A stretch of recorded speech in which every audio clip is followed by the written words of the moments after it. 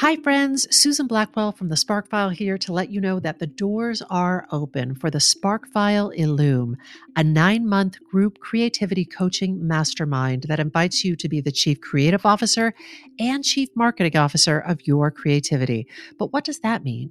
That means in 9 months in Illume, you will clarify and advance your big creative goals and learn how to effectively share your work with the world. Now, if you're listening to this and you're an experienced creative or an accomplished professional who seeks a space where it is safe to attempt something you've never tried before, or complete a big creative project, or take your work to the next level and acquire the skills needed to share your creative work with the world, Illume might be right for you.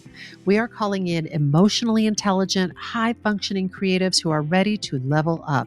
You can find out more by going to thesparkfile.com/Illume, but do it now to find out if Illume is right for you and to save with early bird discounts. That's thesparkfile.com/Illume. Take a leap, take a risk. Go to thesparkfile.com/Illume and join us for Illume. The Sparkfile podcast may contain profanity and other adult content. Please use your discretion. When I bump into something that inspires me, I dump it in my spark file.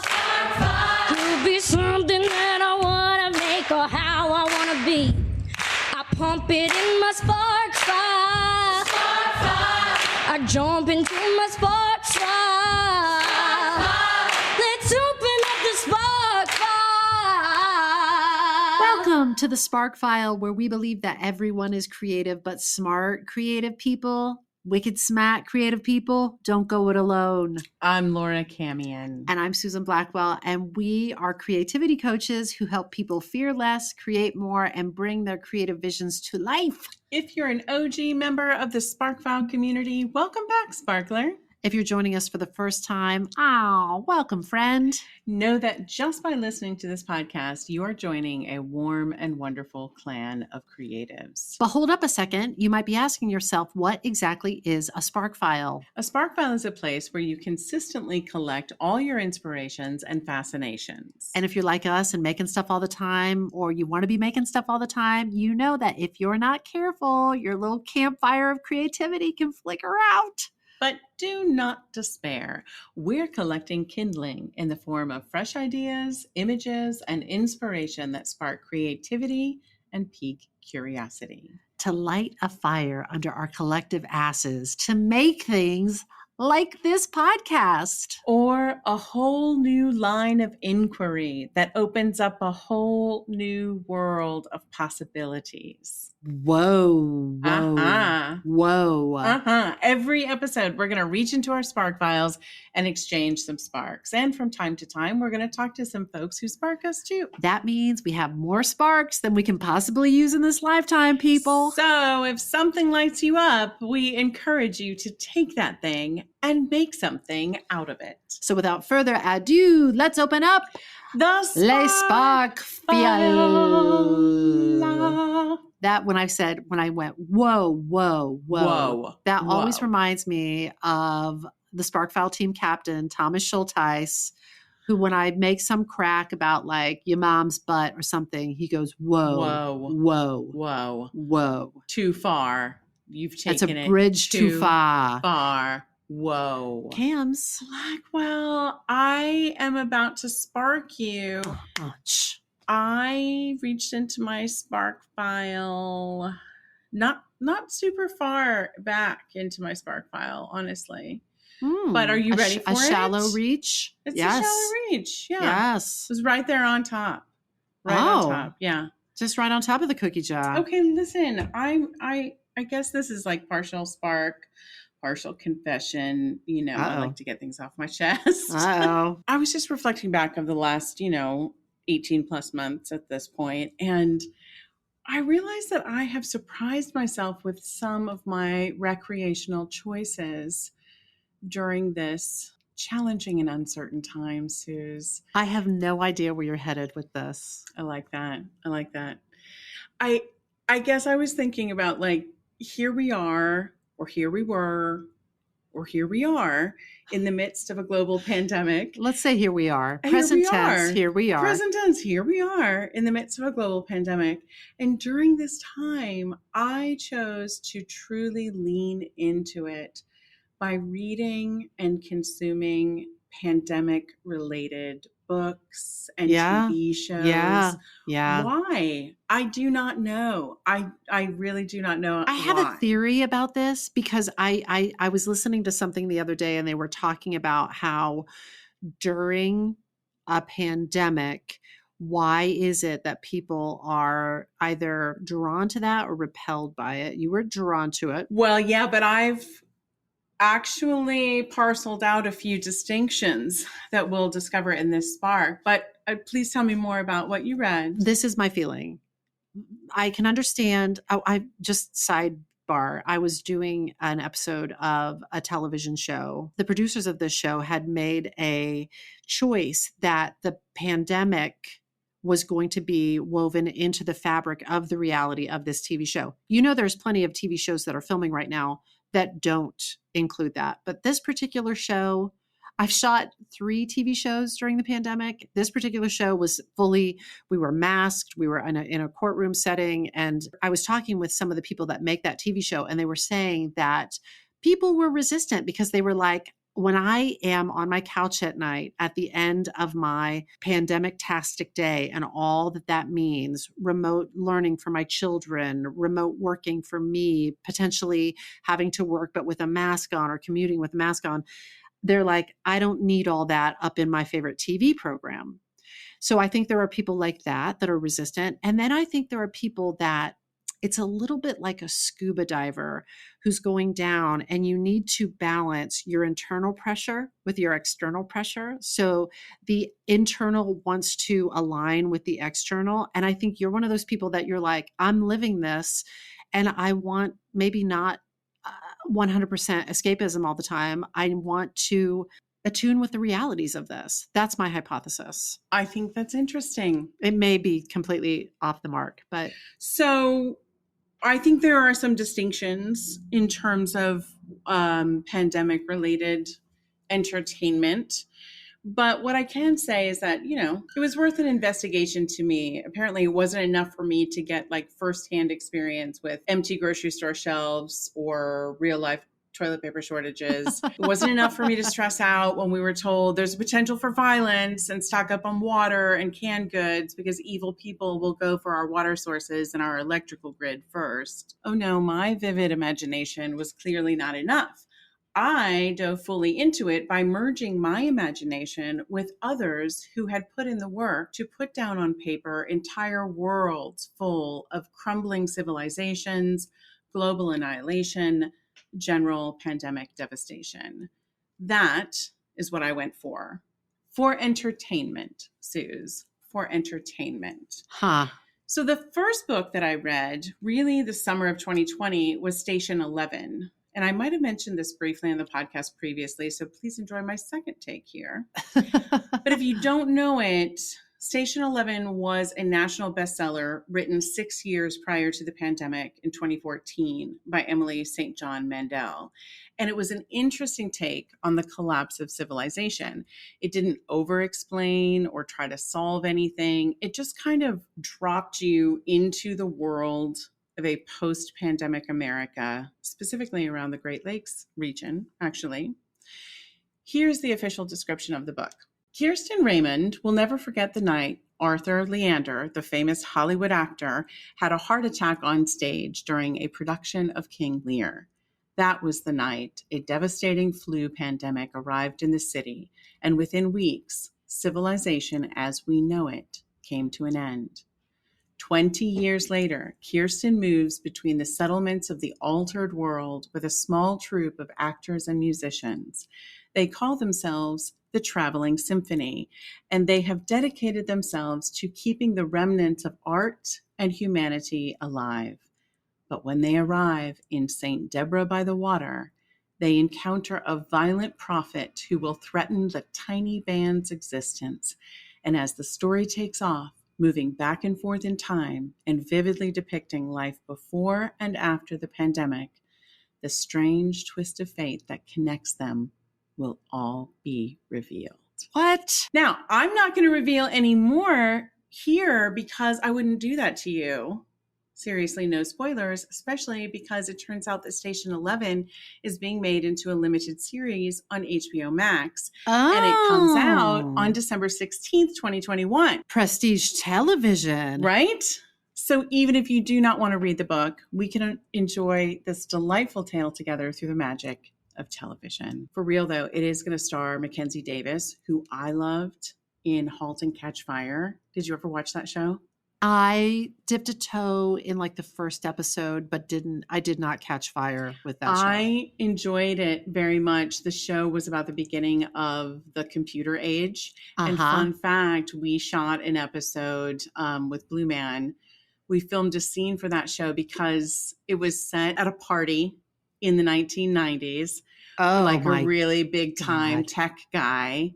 Oh my God. Who wanted, like the coolest thing at his party. So it was perfect. And it also stars Hamish Patel, who I loved in the movie Yesterday.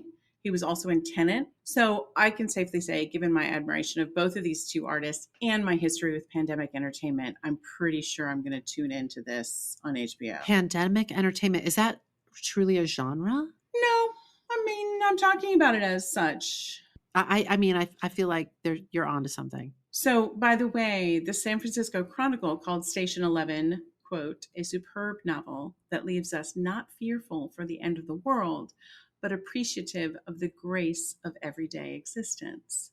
So that's a beautiful pull quote for the back of its dust jacket. She got 1,000 of them. Amazing. It was a bestseller. It was like an award-winning book. The thing that's so interesting about your description of it is that it kind of brings together several themes that you are fascinated by, the arts and culture, of course, like that it kicks off in a theater and whatever that hunger that you have to consume pandemic related. And I will remind you that you are the person who, before this whole COVID-19 thing ever kicked off, you had in your Spark file previously real life pandemic related. That's true. The Spanish flu. Yeah. So both fictionalized and completely real world based entertainment and writing, not just entertainment, but also historical writing. You come by this honestly, and even before we'd ever heard COVID-19. And this is an interesting thing that you just said, because the next book that I dove into was another bestseller, Lawrence Wright's novel, The End of October. This one I was fascinated with because Wright was literally in the midst of writing a book about a flu pandemic when a pandemic broke out. Now, I suspect, and there was actually a moment in the book that I was like, oh, this is the moment that his publisher was like, y'all better get a move on with this book because a pandemic is on the way. And he quickly finished it and put it out. I honestly could probably tell you the page that I was on. And I was like, oh, okay. Yeah. So we kind of hustled from this point on. But yeah. Wow. But he's still an incredible writer. He's a staff writer for The New Yorker. And The End of October is his 12th book. He also wrote The Looming Tower, which became a limited series. He wrote Going Clear, which inspired the documentary on HBO, and many more. And he does the thing that you're talking about, like he's got nonfiction and he's got fiction, but all of his fiction is kind of based in, I wouldn't call it historical fiction, but it is all informed by the knowledge and the research that he's done of like what has really happened in the world at various times. Interesting. So the official description of The End of October reads, at an internment camp in Indonesia, 47 people are pronounced dead with acute hemorrhagic fever. When epidemiologist Henry Parsons travels there on behalf of the World Health Organization to investigate, what he finds will have staggering repercussions. Halfway across the globe, the Deputy Director of U.S. Homeland Security scrambles to mount a response to the rapidly spreading pandemic leapfrogging around the world, which she believes may be the result of an act of biowarfare. And a rogue experimenter in man-made diseases is preparing his own terrifying solution. As already frayed global relations begin to snap, the virus slashes across the United States, dismantling institutions and decimating the population. With his own wife and children facing diminishing odds of survival, Henry travels from Indonesia to Saudi Arabia to his home base at the CDC in Atlanta, searching for a cure and for the origins of this seemingly unknowable disease. The End of October is a one-of-a-kind thriller steeped in real-life political and scientific implications, filled with the insight that has been the hallmark of Wright's acclaimed nonfiction and the full-tilt narrative suspense that only the best fiction can offer. Now, Wright is super clear about The End of October being a complete work of fiction, but it is a little bit spooky. It's a little bit weird, the number of connections. But he says in an article in the New York Times, he wrote, "My new novel, The End of October, is a work of imagination. The book is not prophecy, but its appearance in the middle of the worst pandemic in living memory is not entirely coincidental either. It began with a simple question from the filmmaker Ridley Scott, who had read the post-apocalyptic 2006 novel, The Road, and asked me, what happened? How could human civilization become so broken? How could we fail to preserve the institutions and social order that define us when we are confronted with something unexpected, a catastrophe that in retrospect seems all but inevitable? This is not the outcome I anticipate for the current coronavirus pandemic. In my writing the book, however, I've come to appreciate that we would be naive and prideful to believe we have escaped the snares of disease that nature is constantly devising." So first of all, I love the fact that he just spells out the spark that generated the fire that became this book. I love that. Anytime now, I'm so attuned to it because we do this podcast, but anytime somebody spells it out, I love hearing it. I love it, love it, love it. Yeah. Like that's what it was. It was some conversation with Ridley Scott that got his mind going. And I do believe that sometimes it can be a simple question, an investigation of how could this happen or what if this happens. I actually think we're living in a time when these ideas are literally everywhere, just right under our freaking noses, especially since news has become so editorialized. Just tuning into the news can give you ideas for what ifs. For example, the threats to democracy lead a lot of people to project into the future what this event might lead to, or if this continues, you can imagine it going down this path. And I think that people like Lawrence Wright have a real skill in listening for that and then projecting forward and creating a world comprised of those what ifs. In fact, interestingly enough, The End of October is not the first time that Wright predicted the future with his fiction. In that same New York Times article, he said, "I've been accused of being uncannily prescient before. In 1998, The Siege, a movie I co-wrote, addressed a similar question. What would happen if terrorism came to America, as it already had to London and Paris, not to mention Tel Aviv? What if it happened in New York?" The movie, which starred Denzel Washington and Annette Bening, supposed that radical Islamists were behind the attacks. It was a box office bust, but after 9/11, it became one of the most rented movies in America. Oh, boy. He goes on to say, what might seem like prophecy is actually the fruit of research. And this is this dynamic we're talking about. As a writer, I've always been more surprised by reality than by imagination. So I try to hew to science, history, and human experience. In both The Siege and The End of October, I examined what had happened in similar episodes in the past. I spoke to experts who could guide me to create a plausible narrative from facts that would resonate with the fiction on the screen and on the page. Pandemics, like wars and economic depressions, which they often coincide with, leave scars on the body of history. So much of the story of civilization that has been about our struggle to survive in close quarters with one another, which allows pathogens to proliferate. So basically he's saying like he read up on what various plagues have done to societies throughout time and then imagined, what if? He learned about all of these close calls we had with SARS, with MERS, and imagined a world where what if, which is truly, this is why I think I might get passionate about this stuff. It's one of my favorite things to do. Like you can take any moment in history and ask yourself, what if? Well, as you're talking, as you described, Laura, and will you say it again? You described that sort of intersection between history. Yes, history, science, and human experience. Okay. History, science, and human experience. Well, as you were describing that, I was like, this spark is so far up your alley. It is. It's really at the intersection of these things that fascinate you.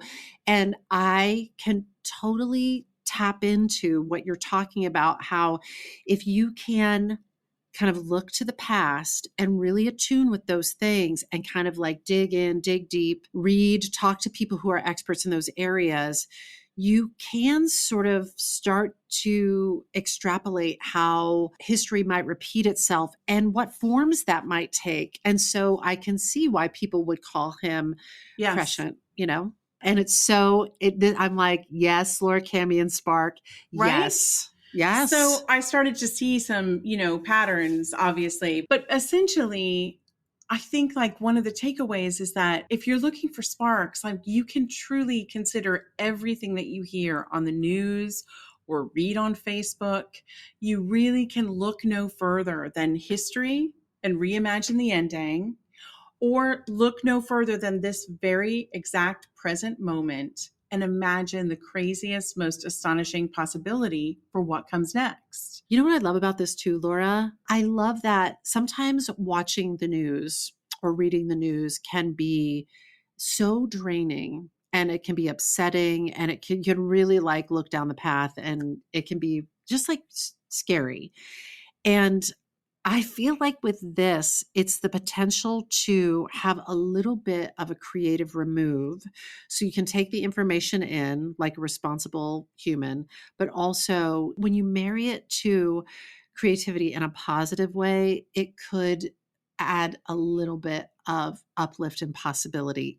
Does that make sense what I'm saying? It makes total sense to me. And I'm going to talk a little bit in a minute about some very concrete ideas that gave me a different feeling about some things I've heard on the news. Oh, nice. I like it. So yeah, I'm 100% with you. Yes. So after these books, then I did something really kind of nuts and I'm a little embarrassed to admit. I think I've told you on the podcast, like I'm not really big into zombies. I never got into The Walking Dead, like for a variety of reasons. I was just like, yeah. Zombie apocalypse, yada, yada, big deal. Except for like World War Z, which I thought was really smart, kind of based in the same things that Lawrence Wright is about. And I found fascinating. Yeah. But during these insane times, I kind of got over myself and I was like, this show is technically about a pandemic. Maybe I should go ahead and check it out. Suze, there are literally like 10 plus seasons of this show. Like 10 years worth of shows. It's a lot of content available to you. So much. Yes. And their seasons are like 16 episodes long. Like these are long seasons. This was a real commitment. That is a long season. Yes. But you know what? I dove into it. You know, me being right on top of the trends. I dove into it. And I have to say, a lot of it is really good. There, of course, were seasons, just like any show, like, Game of Thrones, where you're like, okay, this show's kind of lost its way. This isn't the season for me. Uh-huh. But I would just kind of like roll with those and have them playing in the background. But I stuck with it overall. And the thing that I realized that all these things have in common, besides what we've already identified, the science and history and human experience connection. But I also think that the thing that engages my brain is this exploration of like human behavior when the stakes are life and death. Like this show goes from we have to fight the zombies to we have to figure a way to survive on our own. And you do know I like survival shows. We know how to fight the zombies, but now we have to fight the other human beings. It really begins to explore how you start civilization from scratch again, What would you keep? What would you lose? How would you decide? And who decides? And I'm really not interested in the violence whatsoever, but I am interested in those human dynamics and the what ifs of it all. What if you were trying to stay alive in the woods and someone comes to steal everything you have? The things that keep you alive. You would effectively die without these things. Under what circumstances would it be okay for you to kill them? If keeping just one person alive risks the well-being of a group of people, what obligation do you have to protect that one life? Like, it really upends everything we think we have all tidied up. You know, we think like it's crystal clear, the rules of engagement are clear, and it upends all of that.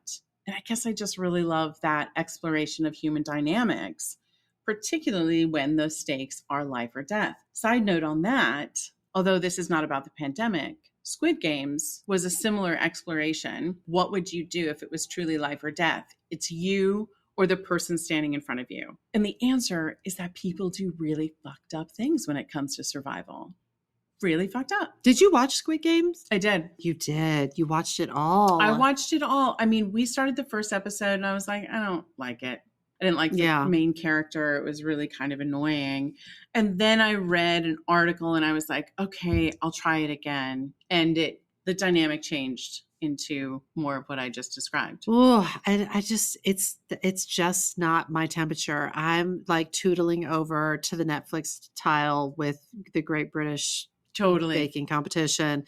Totally. Yeah. But did you like Hunger Games? I read those books and I didn't make it through all the movies. The dystopian stuff, I don't know. It just has to be the right combination of things. Lord of the Flies. Did you like that? I never read it. I'm so busted. You didn't do your homework. I don't remember a syllabus in my life that included that book. I didn't read it for pleasure. No, I don't remember it ever being assigned. Yeah. Did you like Lord of the Flies? I mean, what I remember of it, but my memory. That I get, I remember the concept very clearly. It's a bunch of kids on an island and fucking figure it out. Fuck around and find out. There's usually in these stories the thing that I cannot take, which is where you and I might have to shake hands and agree to go our separate ways, which is there's usually a torturous cruelty that comes into play at some point. Yeah, I don't like that, but I'm able to just walk out of the room, come back in after it's done. I'm like, I get the point. It burns itself onto my retina. Yeah. And if I have any spare mental capacity, my mind goes straight to it. Yeah. I won't look at the images of torture. That's the same like Game of Thrones season that I'm sure both thinking of, that was like, I don't need this. This is not for me. I swear, we were in select group, in the Sparkfile select group. We're still in creativity shares right now, and the participants in the group are doing their shares and just remaining confidential so as not to betray any trust. There was someone who is sharing some work that has sort of familiar images and iconography that if you grew up in the Catholic Church. And I was thinking when they were sharing the stories and the images of Christ on the cross were so upsetting to me as a child. I really took it to heart, and I couldn't believe how cruel it was that somebody would be tortured and killed that way. And so from a very young age, I just have a very low tolerance. And we've talked about, I just think it's part of me being a sensitive soul. Thank you, Maida Wagner's 5 Creative Types. I come by it. My dad's the same way. It's too much. It's too much. I mean, it's interesting because I too am a sensitive soul, and I just don't look at it. I'm not kidding. I'll walk out of the room, or you can look away. Yeah. Or look away. Sometimes even fast forward. If it's enough, there's a particular season in The Walking Dead that I was like, this is just it's disgusting, and it's not even serving a plot point in it. Did you get all the way through? I did. Laura, how do you have time for this? This is what I'm saying, though. I would certain seasons, I would sort of fall asleep to them and then wake up the next day and was like, oh, I guess 3 episodes went by, but that's okay. I'm pretty sure I could pick up where I left off. You know what I mean? That happened to me on the Bake Off too. Yeah. I woke up and I was like, how are we making profiteroles? How did I miss this? How did we get to this? We were shaping bread into octopi, and now we're on. I don't know what it evolves to. I was going to say, and now we're on on this, but I don't know how it evolves in baking. So that's how I got through a lot of seasons. So in fairness, I'm sure I missed a good amount, but I got the gist of it. Got it. You know, and there were some seasons where I was like, this is really good. But yeah, just this idea of like, when the stakes are that high, what will people do? And the answer is that people do really fucked up things when it comes to survival. And we're sort of living comfortably in the like, but I have food and I have water and I have a roof over my head. And it's very hard to imagine what I might do for the last piece of bread on earth, you know, yes. if it came to that. So, but people do fucked up things. And actually, now that I have said that, maybe this does have more to do with the times we're living in than I think. Because if you can convince people that something is life or death, you may be able to get them to believe some rather unbelievable things or behave in some rather erratic ways. Yeah. I'm going to keep working on that theory. But I would be remiss right now if I did not mention something. I have to confess something else about The Walking Dead. And again, I am not proud of this. But in the spirit of transparency, I feel like I have to admit that I prejudged the actor who plays Daryl Dixon on The Walking Dead, Norman Reedus. Oh, Norman Reedus. Yeah, I'm familiar with Norman Reedus. Have not watched the show, so I don't know the character. Okay. So for the past 10 years, when I wasn't watching the show, I'd seen the ads and the commercials and all that stuff. And he just looked so like unshowered and like he'd been at the bar until 4 a.m. Like the person, the actor, not the character, had been at the bar. He looks like someone in a band. I always think, oh, you look like somebody like in a country band or something. Someone in a band who drinks every night after the show. Like I made some real assumptions. And of course I knew that the images I was seeing of him were in character. But I'm going to be honest, I had a little bit of an attitude of like, okay, everyone is dirty and dingy. I get it. And I don't know what all the fuss is about this guy. Honestly, Susan, shame on me. Shame on me. What do you know? Prejudging. First of all, it was just obnoxious to prejudge. And I'm so sorry. But also shame on me for being so terribly wrong about him. Yes, he plays the character really, really well. Like so well that it's very easy to just assume that Norman Reedus is Daryl Dixon. Like I looked him up. He's from Florida. And I was like, okay, yeah. So he's Daryl. Like, I got it. And I'm not saying he doesn't have some qualities that are similar. What the hell do I know? I don't even know this guy. But again, shame on me because I discovered that, first of all, he's lived all over the globe. The actor, Norman Reedus, Florida, Tokyo, Kansas for a tiny stint, Los Angeles, New York. Turns out, Suze, he's a painter, a sculptor, a photographer. His artwork has been shown in galleries in New York and Berlin and Frankfurt and more. He had a modeling career prior to acting. He modeled for Prada and Levi's and Lexus. Wow. And on and on.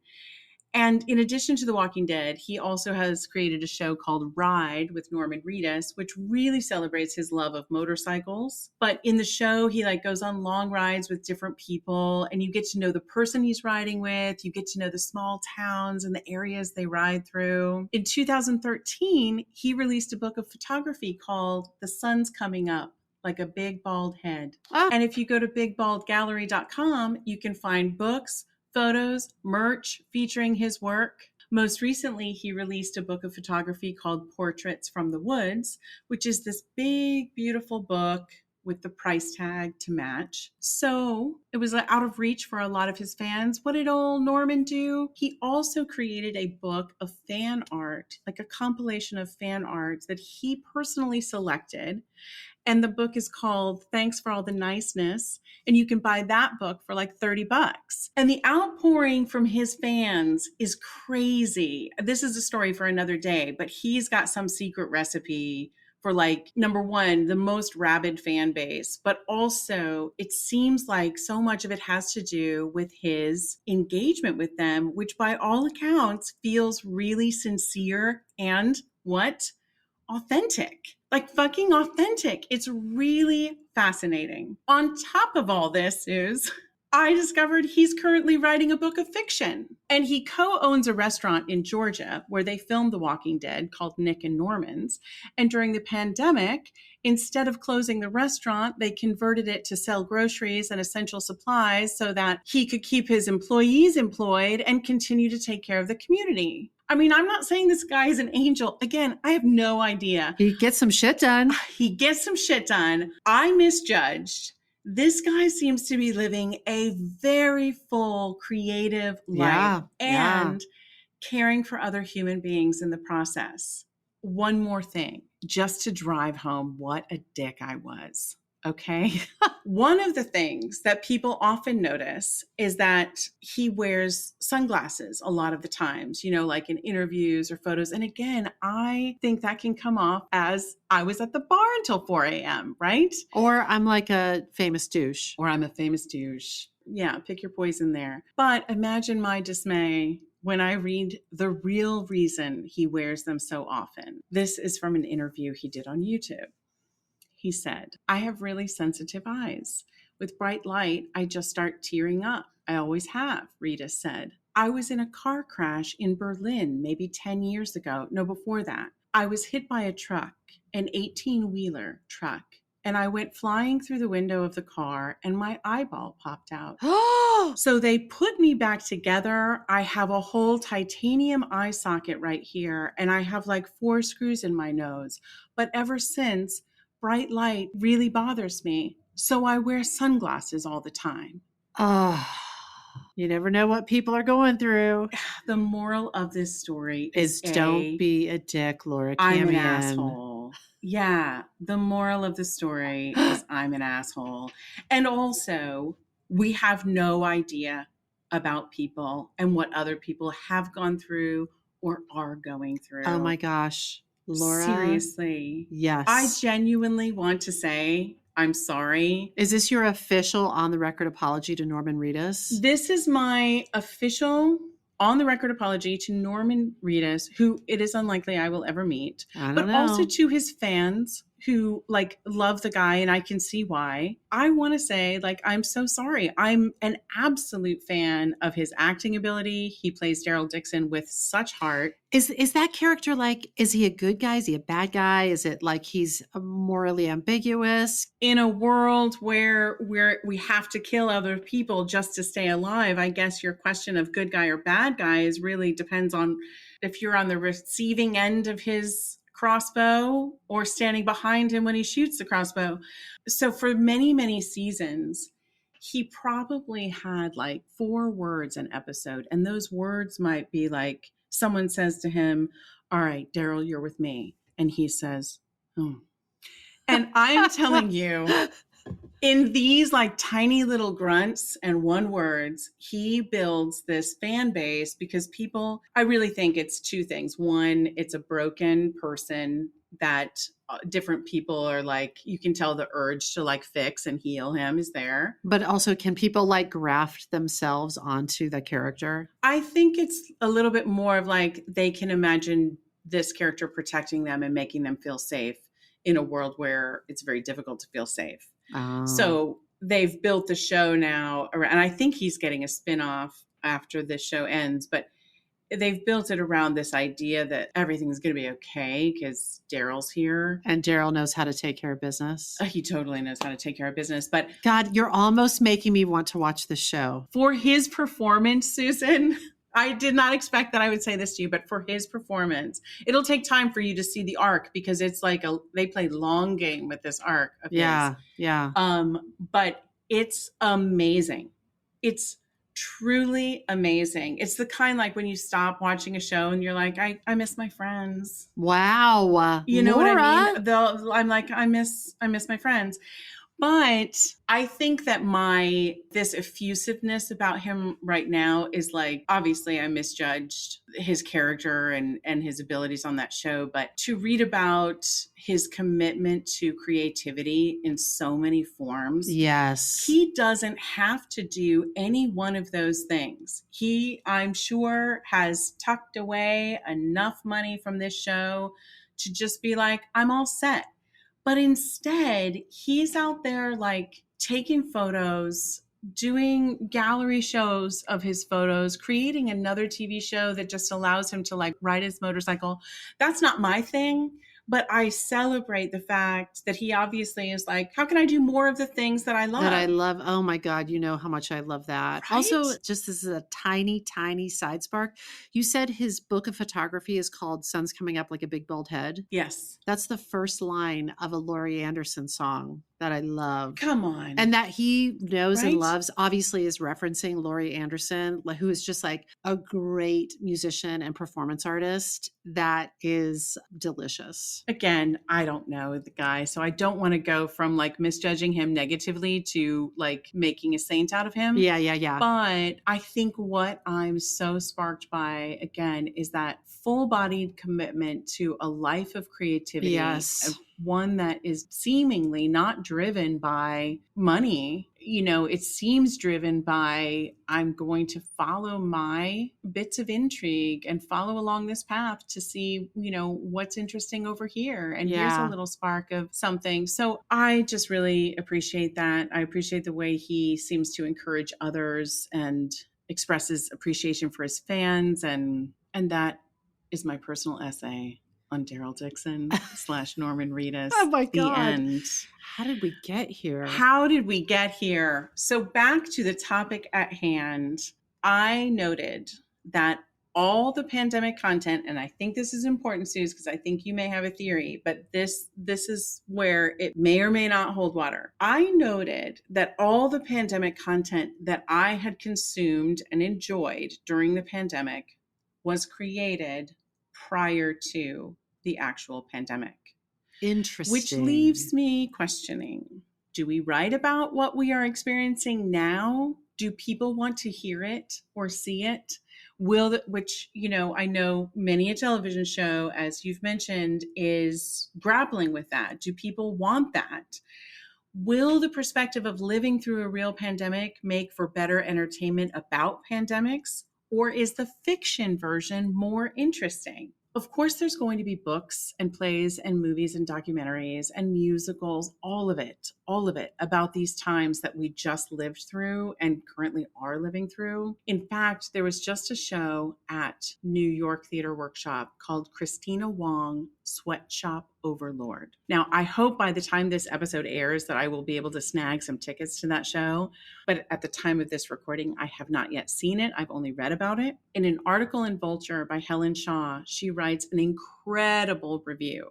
I won't read the whole thing, but trust me when I say it is full of praise for Christina Wong and her work. Helen says, so here it is, a show about the COVID era. We knew it was coming. How could it not? But it's also an interesting test for theories about the palatability of something so relevant. Some folks have said they don't want to see any pandemic plays. Others have said that they hope that our artists are the ones to help us understand and think about what we've been through. I'm in both camps on alternating days. And in an unscientific poll of the single person I saw it with, I found that some folks do still find our near history too painful to watch, even when it's presented with such brio. I didn't have that reaction. I was impressed through and through. But even for those whom the work stings, it's still clearly a valuable archive of the experience. Yes. Wong has stopped sewing masks, but she's taken on another burden, that of living witness. We ought to put her in the Smithsonian. Yes, the future will remark, this is how it was. Oh, amazing. So what do we make of it, Suze? I think there's absolutely nothing wrong with writing a historical record of what we've gone through, especially if you have a unique perspective on it. But a fiction-based take on a major historic event, such as the pandemic, may be more powerful. You could write The Man in the High Tower by asking yourself, what if Hitler had won World War II? Yeah. You could write Bird Box by asking yourself, what if your worst fears could manifest in physical form and facing your fears meant certain death? All right, Bird Box is another one. We'll never watch it, but I think I get the gist of it. But yes, That's right. yes. You can write The Handmaid's Tale by asking yourself, what if a totalitarian society took over the United States and treated women as property of the state. Given how the creative takes on a pandemic that were written prior to a pandemic spoke to me, I'm also curious about imagining a world just beyond this one. What might all of this lead to? If you take the news, like we're talking about the news, and you ask yourself this what if question every time, what if the vaccine really does have a tracking device in it? Where does that story lead? What if our collective untreated PTSD results in dire circumstances of some kind? What if the people who stormed our Capitol on January 6th had actually taken our VP or Speaker of the House captive? Oh my God. What if they had overturned the vote of the people? What if JFK Jr. actually does show up alive next weekend? There's so much to work with fiction-wise. What might seem like a crazy conspiracy just might make for fantastic science fiction. And who knows, maybe making something creative out of it is the way to cope with all of it. As Helen Shaw wrote in Vulture, Hamlet said that the theater's purpose was to show the very age and body of the time, his form and pressure. And I see extraordinary opportunities all around us to illustrate the body of the times we live in or might one day live in, particularly if we ask ourselves the question, as Lawrence Wright did and Emily St. John Mandel did, the question, what if? Shit. Laura. Shit. And that is how you spark a spark. Listen, so many of the things that you're talking about, I think I could read them. Don't think I could watch them. Again, there's something about the visual component that's for tough sure. that I can take in the written form for some reason, but it is a fascination. And it also, there's something about it that I might have to be like, good for you, not so much for my nervous system. Well, sure. I mean, I don't think that I also I just knowing you as I do, I wouldn't put you on a list of like potential science fiction writers. That's right. But I think there are some sparklers out there listening. And I do think that it's such fertile territory. And if you're somebody like you, Laura Camion, who sort of your passions do lie at the intersection of the aforementioned, like, I'm going to get this wrong, but sort of history, human behavior and nature, science, like that is a great swirl up. That is a great swirl up.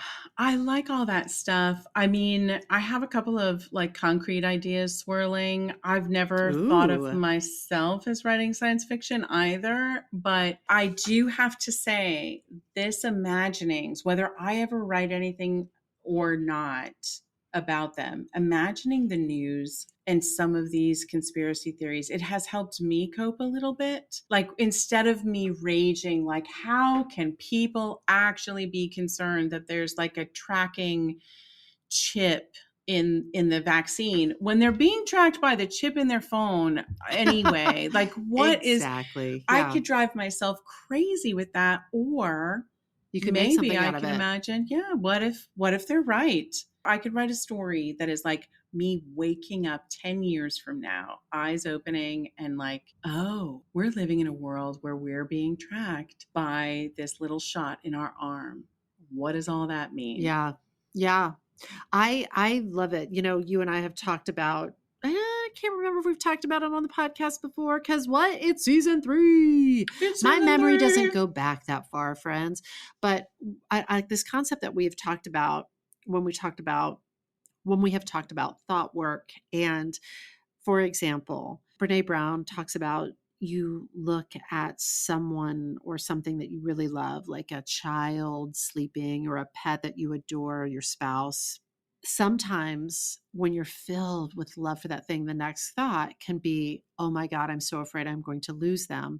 But maybe a more productive, useful thought might be, I love them so much. And my next thought is how grateful I am that we get to have this time together. What you're describing is kind of a variant on that thought work, which is, well, this is a fucking nightmare dumpster fire shit show. But instead of just being, just sinking into kind of a depression or like a fear about, what the knock-on effects of something might be. Instead, letting your brain track to what might I make of this? What might I write? What screenplay? What historical fiction or science fiction? Like, what could this inspire? I feel like it's just there's more possibility and uplift in there for me. And I think sometimes great things are created out of those sort of conflicts and those things that keep us up at night. I think so too. And you're essentially wrestling power back from it. Whereas one version is like it's taking you on a roller coaster ride in a scream fright fest as you imagine the terror that could be around the next turn. The flip side of that is, oh, wait, you could take this idea and you could craft the story that's going to take place that you're in control of. And, you get to decide what becomes of this. So it's essentially using your imagination for the power of good. This is actually pointing me in the direction of another spark for another day, but here's a sneak preview of that spark. And again, have we talked about this on the podcast before? Maybe.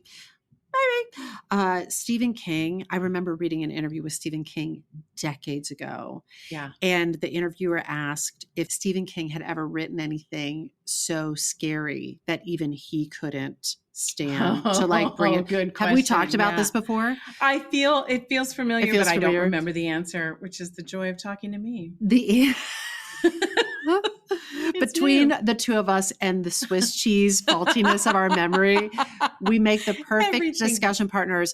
This happened the other day in the Sparkfile Creativity Lab, which is exactly what it sounds like. It's for our select group where we gather on an evening and people can just like be in a quiet library-like atmosphere making stuff, or people can be in like doing like their stand-up or singing or like working stuff out on their feet in front of people. And we were having a conversation in the office hours and we were talking about writing memoir. And I was like, I think I might have done a spark about, and everybody in the group was like, you are a ding dong. You totally did a spark about this. And before I knew it, in the chat was the link to it. And I was like, I also think that when you process this much information and this many sparks, I feel like sometimes I just can't contain it all in my mind. I also said it and forget it. If I actually sat around thinking about the things that I've said, I could, just obsess and drive myself crazy. So I just record the podcast and then say, bless and release. Bye-bye. Bye-bye. So yeah. I almost forgot, but what I was saying is back to Stephen King when he was asked, have you ever written anything that was so scary that even you couldn't continue on or you couldn't handle it? And this decades ago, he said, I've written something so scary. It scares me so badly that I had to put it in a drawer. But I have a suspicion what that was that he shelved for a while. He actually finished. What do you think it was? I think, I'm not sure, but I think it might have been it, because that deals with like central fears of like this thing will shapeshift and take the form of whatever scares you the most. So it might have been that, but it might not have been. But I thought I so cannot engage with horror as a visual medium. But as a younger person, I loved reading it, and I can still listen to a lot of true crime, and I love it. I have talked about this before when our friend Sparkfile team captain, Thomas Schulteis, will recount scary movies and TV shows to me. I love it like a ghost story. I can't take it like just like straight doses visually, but it makes me want to go back. And even though I can't face it directly, it makes me want to do a spark about these things that scare us, that scare the shit out of us. And what we can make out of them. You mentioned that you didn't want to watch Bird Box, but it's so interesting because it is literally your worst fears are like in a swirly black thing, but your fears are different than my fears, but it materializes in front of you as the thing that makes you shit your pants the most. So, but that is that why in cannot Bird look Box at it. you can't look at it, so you have to be blindfolded? If you look at it, you die. Oh my God. Well, that sounds awful. Sounds awful, but I also think how funny it is. It's almost funny to me when you break it down and you say it like someone in some writer's room was like, oh my God, I know we're always taught to like face our fears. What if facing our fears killed us? What if you actually looked at your fear directly at it and that's what killed you? Yeah. I mean, it's just a what if. It's just like the craziest what if, except that they found a way to make it a conceivable story. I remember when everyone was watching that and I was like, not for me. Good for you, not for me. Yeah. But I just think like there's tons of possibility, worlds of possibility in our imagination. And you can take those fears to build that imaginary world and you can be in charge of it. It also reminds me, just like a different take on that is J.K. Rowling in Harry Potter, the Harry Potter series, where those boggarts, I think, they were in that spells class and they would open them up and whatever they feared the most would manifest in front of them, but they were learning how to use their energy to dispatch it. Even though I thought that scene in the movie, the way that they depicted that, I can imagine if I was a little kid, that would have scared the shit out of me. Suze, you had mentioned that you had a theory about why I was reading pandemic stuff, but I wonder if your theory holds up given that I'm not actually into pandemic stuff that is about the pandemic we're living in, but rather it was what people imagined a pandemic would be prior to being in a pandemic. I think my theory still holds up. I think that it's a way for you to edge really close to sort of process some of the stuff that may be both consciously and subconsciously. Listen, I am not a doctor. I am not a psychiatrist, but I think you're a highly sensitive person.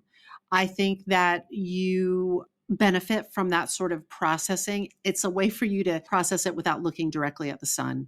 That's what I think. Well, that's interesting because what is fascinating to me is that what people imagined it might be, and still could be, by the way, because all of these are like went further than what we here, most of us here in the United States have experienced, although I cannot vouch for other people in other countries having this experience of the coronavirus, but based on the knowledge we have from history, based on the knowledge from scientists, this is what is predictable. And to me, like when it has that connection to reality, just enough of a connection to reality, plus a heap of imagination, I find that really interesting. That's my spark. Laura, what if? Great spark. What if?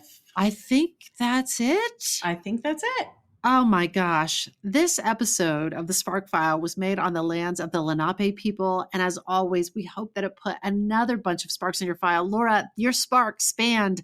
That was such a wide spectrum of sparks. Listen, if there's a spark you'd like us to explore, or if you want to learn more about how to coach with us to bring your creative ideas to life, you can email us at thesparkfile@gmail.com or submit your inquiry through our website, thesparkfile.com. We will even happily take your feedback, but you know the price of admission. First, you must share a creative risk that you have taken recently. Just my favorite. You can follow us on social media at The Spark File and be sure to subscribe, rate, and 5-star review this podcast. If you are so moved, it really helps other listeners find us. Also, if you like this podcast, straight up share it with people that you love. And if you didn't like it, I wouldn't know because I do not read the comments, bitches. Oh, words. I don't. I know you don't. I know you don't. If something lights you up and gets your creative sparks flying, we are writing you a forever permission slip to make that thing. Make it. Make that thing that's been knocking at your door. It's your turn to take that spark and fan it into a flame. You know you got to take it and make it. Yes. What if? Bye. What if? What when I if? bump into something that inspires me, I dump it in my spark file. Could be something that I want to make or how I want to be.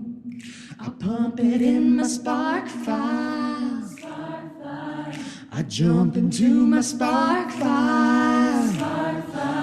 Let's open up the spark fire. Hi, friends. Susan Blackwell from the Spark File here to let you know that the doors are open for the Spark File Illume, a 9-month group creativity coaching mastermind that invites you to be the Chief Creative Officer and Chief Marketing Officer of your creativity. But what does that mean?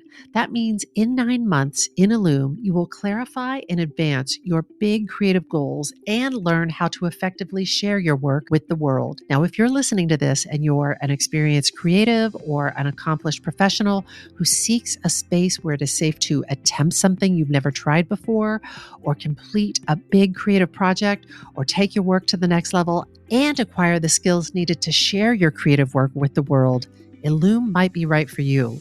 We are calling in emotionally intelligent, high-functioning creatives who are ready to level up. You can find out more by going to thesparkfile.com/Illume, but do it now to find out if Illume is right for you and to save with early bird discounts. That's thesparkfile.com/Illume. Take a leap, take a risk. Go to thesparkfile.com/Illume and join us for Illume.